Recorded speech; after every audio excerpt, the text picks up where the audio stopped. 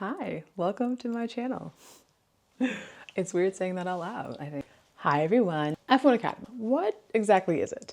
Is it a future F1 feeder series? Is it a diversity push? Or is it the start of something bigger and better? If you're not sure exactly where it came from, why it exists, or what it actually means in the world of motorsport, you're in the right place. Welcome to F1 Academy for Beginners, a brand new series where we're going to break it all down for you with no gatekeeping and no confusion. So let's get started. In this series, it's all about making F1 Academy understandable and accessible for the everyday viewer.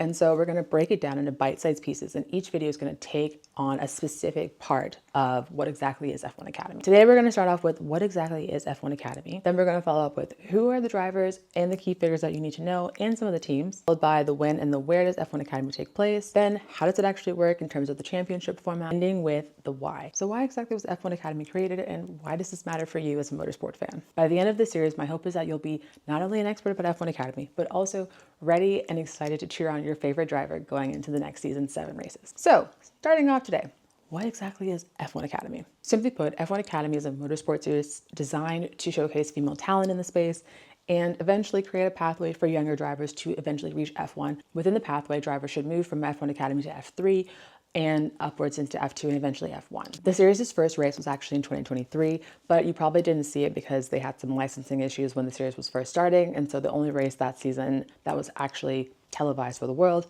was COTA, which was their final race of the season. F1 Academy is a female-only F4 style single-seater championship. It's also what you call a spec series, which is where all of the chassis and tires used by each driver and each team are identical. The series is run and sponsored by Formula One, which is a major change from a lot of the other female-only series that you might have seen in the past, like W Series.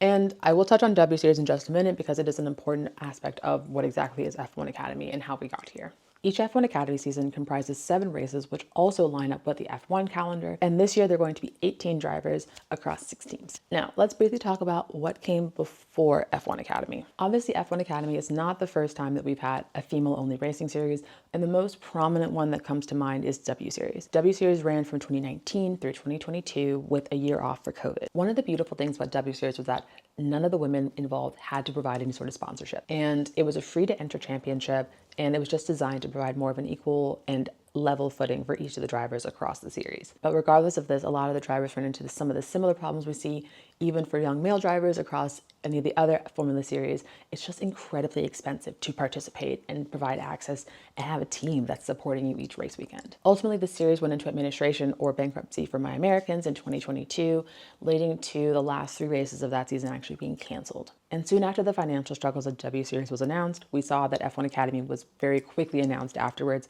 and that raised a lot of controversy about, well, why are they just replacing W Series with F1 Academy rather than supporting an already existing series? The creation of F1 Academy and about the end of W Series was very controversial, and some of the same critiques have been applied actually to F1 Academy. Some of this I'll touch on right now, but then at the same time, I want to give this a lot more attention. And so I will actually touch on this in more detail in my final video about why F1 Academy matters. But some of the questions that were raised are, why didn't F1 simply step in and help W Series when they were going through such a hard time? How does a series that's only designed for female drivers actually help female drivers get into a mixed gender series like Formula One, which at the moment is all male, but it technically is a mixed gender series. Also, what's the point of F1 Academy? Because for some people, they just don't get it and they don't understand why it exists. One of the really great things about W Series is that it did show what happens when you give women similar visibility to male drivers. For example, you have Jamie Chadwick, who won all 3 of the W Series championships and who now races in Indy Next and is the F1 Academy advisor for Williams' team and works with Leah Block in F1 Academy. Someone else you might know from W Series is also Naomi Shep, who is a well-recognized motorsports presenter who works with Sky Sports, but also Canal Plus in France. And also some of the women who drove in W Series drove in F1 Academy and have gone on to win. Marcia Garcia was a W Series driver and she went on to win the very first season of F1 Academy. Abby Pulling was also in W Series and she's now another champion of F1 Academy. So you can see the trajectory. One of the reasons why I wanted to bring up W Series specifically is because it's so important to understand what came before F1 Academy to understand really what it is now. F1 Academy is not meant to be a replacement for that kind of series, and in its setup, it's completely different from F1 Academy. And with F1's involvement in the series, you also see how seriously they are taking the role of women in motorsport. F1's involvement has been substantial, and they are really trying to increase the visibility for these female drivers and also provide opportunities and resources to allow them to go to the next level. F1 Academy is also working to bring up the next generation of female drivers. F1 Academy runs an initiative called Discover Your Drive, which is a global initiative to really spur female participation in motorsport. When it comes to Discover Your Drive, the initiative has 3 different pillars,